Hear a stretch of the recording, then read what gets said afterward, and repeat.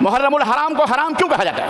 آئیے ہم جن کہتے ہیں نا کہ جنہیں اپنی تاریخ پتہ نہ ہو، جنہیں اپنے آبا و اجداد کی ہسٹری پتہ نہ ہو، جنہیں اپنی روایات کا علم نہ ہو، اس قوم کی کوئی نہ شناخت ہوتی ہے، نہ اس کی کوئی ویلو ہوتی ہے، نہ اس کی کوئی اہمیت ہوتی ہے۔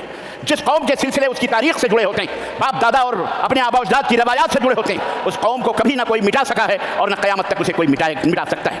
ہمارا رشتہ، ہمارا تعلق کسی شخصیت سے منسلک نہیں، بلکہ رب کے قرآن، اللہ تبارک و تعالیٰ کے فرمان، اللہ رب العزت کے نازل کردہ کتاب قرآن مجید سے ہمارا رشتہ اور ہمارا تعلق انتہائی مضبوط سے مضبوط ترین جڑا ہوا ہے۔ اور جن کے اوپر یہ قرآن کریم نازل ہوا، معلم اول، رہبر کائنات، سید العرب والعجم، مدنی تاجدار، ہمارے اور آپ کے پیارے نبی حضرت محمد الرسول اللہ، زور سے کہو صلی اللہ علیہ وسلم سے ہمارا رشتہ جڑا ہوا ہے۔ تو جو چیزیں ہمیں ان میں ملیں گی وہ ہمارے لیے سند ہیں، وہ ہمارے لیے حجت ہیں، اور وہی ہمارے لیے آخری دلیل ہے۔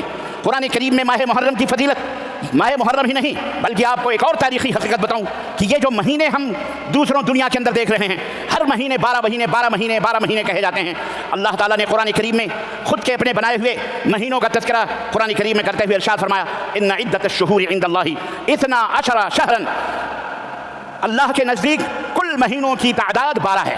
کتنے مہینے ہیں؟ 12 مہینے ہیں۔ کب سے ہیں یہ؟ کہاں پہ موجود ہیں؟ فی کتاب اللہ، اللہ کی کتاب میں۔ جب سے یہ کائنات بنی ہے تب سے لوح محفوظ پر جو کتاب موجود ہے، اور اس کے بعد اس کتاب سے قرآن کریم کے اندر جو تعلیم دی گئی ہے، جو نازل ہوئی وہ کتاب باتیں، وہیں سے وہ یوم خلق السماوات والارض، جب سے زمین اور آسمان اللہ نے پیدا کیا ہے تب سے اللہ تبارک تعالیٰ نے دنیا والوں کے لیے کتنے مہینے بیان فرمائے؟ بولو 12 مہینے۔ کنفرم ہے؟ یہ ہماری ہسٹری ہے۔ کوئی یہ ناراض کرے کہ انگریزوں نے 12 مہینے بنائے، فلانے نے 12 مہینے بنائے، فلانے نے، نہ، مسلمان کو اس کے رب نے قرآن کے اندر بیان کر دیا کہ عند اللہ کیا ہے، اللہ کے نزدیک 12 مہینے ہیں جو کتاب اللہ میں موجود ہیں، اور اس دن سے ہیں جب سے اللہ تبارک تعالیٰ نے زمین و آسمان بنایا۔ منہا اربعۃ حرم، رب نے فرمایا 12 مہینوں میں 4 مہینے حرمتوں والے مہینے ہیں، 4 مہینے حرمتوں والے مہینے ہیں۔ ذالک الدین القیم، اور یہی صحیح بات ہے، اور یہی سیدھا راستہ ہے، اور یہی سب سے پرانی اور سب سے مضبوط اور سب سے ٹھوس حقیقت ہے جو اللہ نے قرآن کریم میں بیان فرمائی ہے۔ اور پھر اے اللہ، یہ حرمتوں والے مہینے کا مطلب کیا ہے؟ حرمتوں والے مہینے کا مطلب کیا ہے؟ مطلب حرمت کا کیا مطلب ہے؟ محرم حرام کیا ہوا ہے؟ اللہ رب العزت نے فرمایا فلا تظلموا فیہن انفسکم، تو اے میرے بندو، ان 4، ویسے تو ہمیشہ اپنے آپ کے اوپر ظلم کرنا یا کسی کے اوپر ظلم کرنا حرام ہے، لیکن ان 4 مہینے جب تمہیں ملیں تو یہ انتہائی قسم کے حرام مہینے ہیں۔ مطلب اس کے اندر اپنے آپ کے اوپر ظلم مت کرو، کسی کے اوپر ظلم نہ کرو، لڑائی نہ کرو، فتنے نہ کرو، فساد نہ پھیلاؤ، قتل و غارت گری نہ کرو، چوری چماری نہ کرو، ایک دوسرے کی برائی، یہ تمام یعنی حرام ہے ان تمام مہینوں میں ایسے کام کرنا جو اللہ کے حکم کے مطابق ہوں، اللہ کی منع کردہ چیزیں ہوں یا نبی صلی اللہ علیہ وسلم نے جو منع کیا ہو ان کو آپ کریں، ان کا ارتکاب کریں، وہ جرائم کریں، یہ منع ہے۔ حضرت عبداللہ ابن عباس رضی اللہ تعالیٰ عنہ فرماتے ہیں اپنے جانوں کے اوپر ظلم نہ کرو، مطلب یہ ہے کہ اللہ تعالیٰ نے 4 مہینے خاص کیے ہیں۔ ویسے تو ہر مہینے میں جرم کرنا، گناہ کرنا حرام ہے، لیکن 4 مہینے میں خصوصی طور پر گناہ کرنا اللہ رب العزت نے حرام قرار دیے ہیں، کیونکہ اس کے اندر اگر تم گناہ کرو گے، اس کے اندر اگر گناہ کرو گے تو تمہیں ڈبل ٹربل کئی گناہ کا اور گناہ تمہارے اوپر پڑے گا، ایک گناہ کے بدلے 10 گناہوں کا تمہارے پر بوجھ آئے گا۔ اسی طرح سے اس مہینوں کے اندر نیکی کا کام کرو گے تو اللہ تبارک و تعالیٰ تمہارے اعمال میں زیادتی فرمائے گا۔ تو اسی طرح سے حضرت حافظ ابن کثیر نے تفسیر ابن کثیر کے اندر ذکر فرمایا کہ اللہ رب العزت نے کچھ بندوں کو، کچھ مخلوقات کو، اپنی مخلوقات میں کچھ چیزیں خاص کر لی ہیں۔ بندوں میں جیسے فرشتوں میں اللہ تبارک و تعالیٰ نے پیدا فرمایا اپنی مخلوقات میں، تو فرشتوں میں کچھ لوگوں کو مقرر فرمایا جو اس کی سفارت کا کام کرتے ہیں، انسانوں میں منتخب فرمایا جو رسالت و نبوت کے فائد ہیں، زمین کے اندر کوئی پاکیزہ اور محترم جگہ مقرر فرمائی تو وہ مسجدیں ہیں، اور مسجدوں میں جو سب سے اعلیٰ مقام منتخب فرمایا وہ کون سی جگہ ہے؟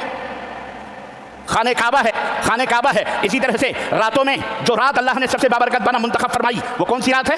شب قدر کی رات ہے۔ مہینوں میں جو سب سے محترم مہینہ اللہ رب العزت نے مقرر فرمایا وہ تو آپ کو پتہ ہی ہے کون سے محترم مہینے ہیں۔ اسی طرح سے اللہ رب العزت نے ان تمام سب چیزوں کو منتخب فرما کر مہینوں میں جو سب سے محترم مہینے قرار پائے وہ 4 مہینے ہیں، جس کے اندر 3 مہینے کنٹینیو ہیں، ذی قعدہ، ذی الحجہ اور یہ ماہ محرم، اور ایک آخری مہینہ جو چوتھا ہے وہ جمادی الثانی کے بعد شعبان سے پہلے، جسے رجب کہا جاتا ہے، رجب مضر کہا جاتا ہے۔ اور رجب مضر ایک قبیلہ ہے جس کی تاریخ ہے کہ وہ لوگ رجب کے مہینے میں کوئی قتل و غارت نہیں کرتے تھے۔ اس قبیلے کے علاوہ مکے کے اور بھی جو دوسرے قبیلے تھے وہ لوگ کیا کرتے تھے، وہ تھوڑا سا تاریخ بدل دیتے تھے۔ رجب میں ان کو کھانے پینے کا ہوتا تھا، جھگڑا کرنے کا، مار پیٹ کرنے کا ہوتا تھا، رجب سے پہلے جمادی الثانی میں کر لیتے تھے یا شعبان میں کر لیتے تھے یا کوئی اور مہینہ اس کو حلال کر لیتے تھے۔ اس لیے اللہ تعالیٰ کے نبی نے رجب مضر کا جو رجب ہے کافروں کا بنایا ہوا ہے، مضر کا جو قبیلے کا देता है। तो अलगरज कहने का मतलब ये 4 महीने अल्लाह तबारक तआला ने मुकर्रर फरमाए हैं जो हुर्मतों वाले महीने हैं। ये कब से हैं मेरे भाइयों? 4 महीने यौम खल्क़स समावाति वल अर्द, जब से ज़मीन और आसमान को अल्लाह ताला ने बनाया। इसे अब आप आइए कि 4 महीने जिसमें 3 महीने कंटिन्यू है, ज़िलक़ादा है, ज़िलहिज्जा है, मुहर्रम। पता क्या चला? मालूम क्या हुआ कि मुहर्रम की जो अज़मत है, मुहर्रम का जो मकाम है, मुहर्रमुल हराम का जो रुतबा है, वो किसी के मरने,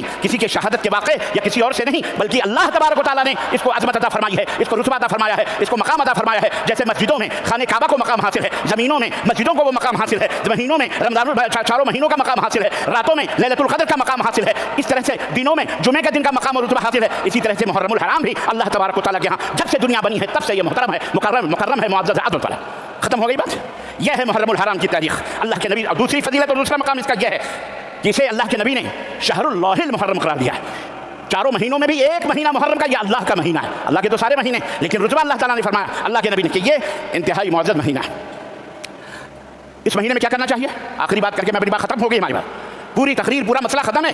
हकीकत हमने मुहर्रमुल हराम की बता दी। अब इसके अलावा कोई और दूसरी हकीकत कोई बताता है तो वो कज्जाब है, वो झूठा है, वो मरदूद है, वो गढ़ी हुई बातें ला करके इस्लाम और मुसलमानों को गुमराह करने की कोशिश करता है। ये बात याद रखिए। अच्छा, क्या करना चाहिए? आइए एक तारीखी हकीकत सही बुखारी सही मुस्लिम के हवाले से मैं बताता चलूँ कि अल्लाह के रसूल सल्लल्लाहु अलैहि वसल्लम अब्दुल्लाह इब्न अब्बास फरमाते हैं जब मदीना तशरीफ लाए, आपने देखा कि यहूदी आशूरे को रोज़ा रख रहे हैं, 10वीं मुहर्रम को रोज़ा रख रहे हैं। अल्लाह के नबी पूछा क्यों रोज़ा रखते हो? कहने लगे कि इस दिन अल्लाह ताला ने मूसा को और हमारी कौम बनी इसराइल को, मूसा की कौम बनी इसराइल को फ़िरौन के जुल्म से निजात अता फरमाई थी, फ़िरौन को गर्क किया था दरिया में और हम लोगों को निजात अता फरमाई थी। हम उसके खुशी में, उसके शुक्रिया में अल्लाह ताला के लिए रोज़ा रखते हैं।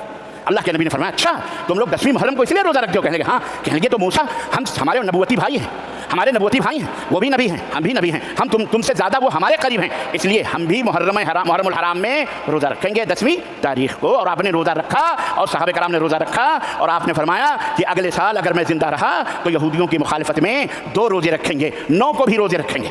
तो अब इससे पता चला वाज़ेह तौर पर हदीस मुबारक से कि आप मुहर्रम का महीना तो है ही है मुअज़्ज़ज़, हमेशा इसके अंदर आप रोज़ा रखें। अब्दुल्लाह इब्न अब्बास फरमाते हैं कि जितने रोज़े मैंने नबी को मुहर्रम में रखते हुए देखे, किसी और महीने में उतने रोज़े रखते हुए नहीं देखे। तो तालीम मिलती है, दर्स मिलता है मेरी माओ बहनों और मेरे भाइयों हमें कि मुहर्रम के महीने में ज़्यादा से ज़्यादा रोज़ा रखें। बिलखुसूस हमें हदीस से ये तालीम भी मिलती है कि 10वीं मुहर्रम को बिलखुसूस रोज़ा रखा जाए, क्योंकि युकफ्फिरु सनत अल-मादिया। अल्लाह के नबी ने फरमाया कि पूछा गया कि अय्युस्सियाम अफ़ज़ल, ए अल्लाह के नबी सबसे पाकीज़ा रोज़ा कौन है रमज़ान के बाद? तो आपने फरमाया रमज़ान के बाद सबसे बाबरकत और सबसे अहमियत वाला रोज़ा मुहर्रमुल हराम की 10वीं तारीख का रोज़ा है। तो ए मेरे मुसलमान भाइयों और बहनों, अभी हमारे पास आज 3 मुहर्रमुल हराम है, अभी हमारे पास टाइम बाकी है। याद दहानी के तौर पर हम याद दिलाते हैं 9 मुहर्रम को रोज़ा रखो। 9-10 नबी ने 2 रोज़े रखने का इरादा फरमाया था, तो 9-10 को रखो, या अगर 9 को नहीं रख सके तो 10 और। मुस्नद अहमद की एक रवायत है कि 11, 10 और 11 को रख लो।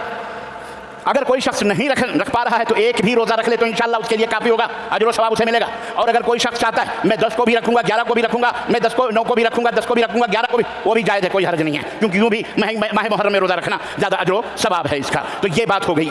अब इसके फ़ज़ाइल और मरातिब में इतना काफ़ी, इससे आपके दिमाग में ये बात अच्छी तरह से बैठ गई होगी कि अल्लाह ताला ने कुरान करीम के अंदर ये बयान फरमा करके इस माह मुहर्रम की अज़मत और इसकी हिस्ट्री, इसकी तारीख़ और इसका सबब भी सब कुछ हमारे ऊपर वाज़ेह कर दिया। और ख़ुद सैयदना मूसा अलैहिस्सलाम के ज़माने से के अंदर भी, बल्कि अब यूँ तो समझो ज़मीन और आसमान जब से बनाई गई तब से ये अज़मत है। मज़ीद दूसरा वाक़या जो सैयदना मूसा अलैहिस्सलाम के साथ हुआ वो भी हमारे लिए हुज्जत है कि वो भी रोज़ा रखते थे, यानी उनके ज़माने ही से मुहर्रमुल हराम की 10वीं तारीख की का रुतबा था और मकाम था, आज भी वो और क़यामत तक इंशाअल्लाह रहेगा। यहाँ पर एक बात जो जैसा कि मैंने बताया कि ये महीने कब और क्यों अफजल करार दिए गए, उसकी तारीख़ और उसका जवाब आपको मिल गया उसको।